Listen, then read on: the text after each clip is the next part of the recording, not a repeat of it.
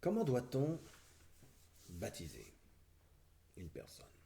La plupart des religions enseignent que seul le baptême par immersion totale est un baptême valide.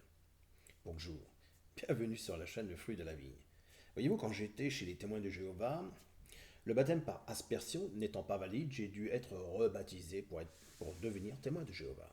Lorsque j'ai quitté l'organisation des témoins de Jéhovah et que je suis rentré chez les baptistes, le baptême catholique n'étant pas valide, et celui des témoins de Jéhovah n'étant pas valide non plus, le pasteur m'a proposé de me baptiser.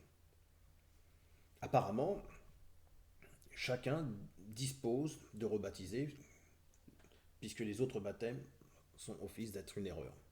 Le commandement de baptiser est un commandement d'immerger totalement, car selon l'ensemble de ces religions, baptiser signifie toujours et uniquement immerger, plonger, submerger. Cela exige que le corps tout entier, y compris la tête, doit être plongé dans l'eau.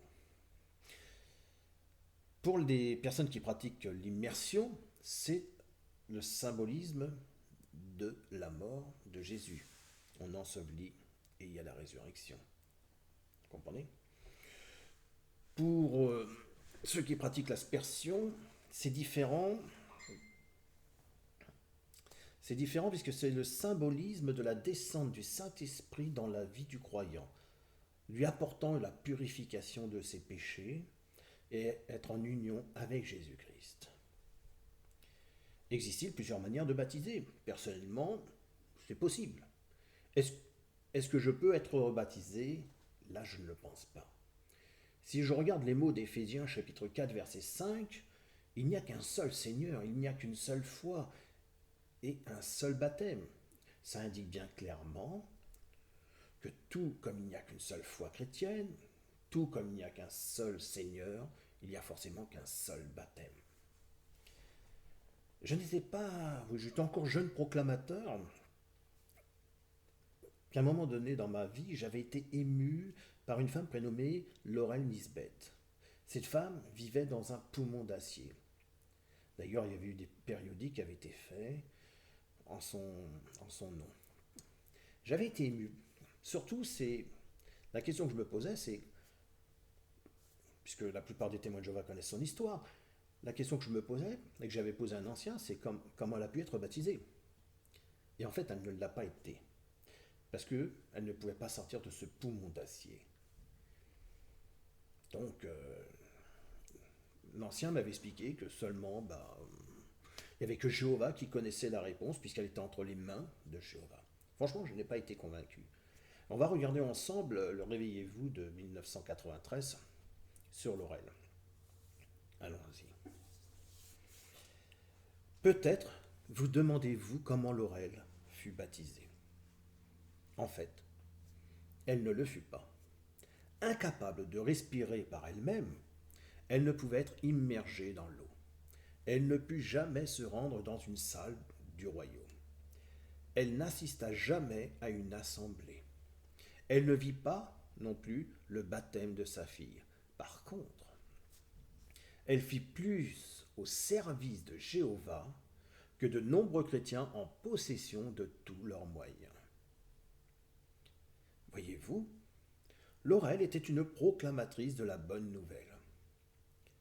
Pendant ces 37 années d'immobilité, elle aida 17 personnes, écoutez bien, 17 personnes à acquérir la connaissance exacte de la Bible.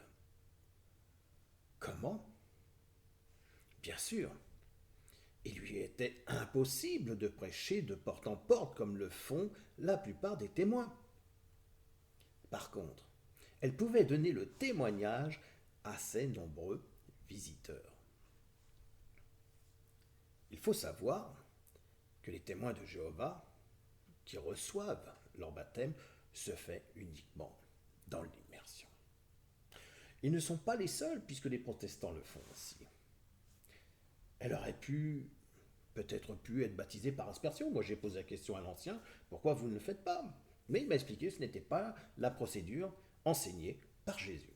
Et oui, ceux qui le font sont seulement les catholiques Et dans le même temps, ces catholiques, ils sont dans l'erreur.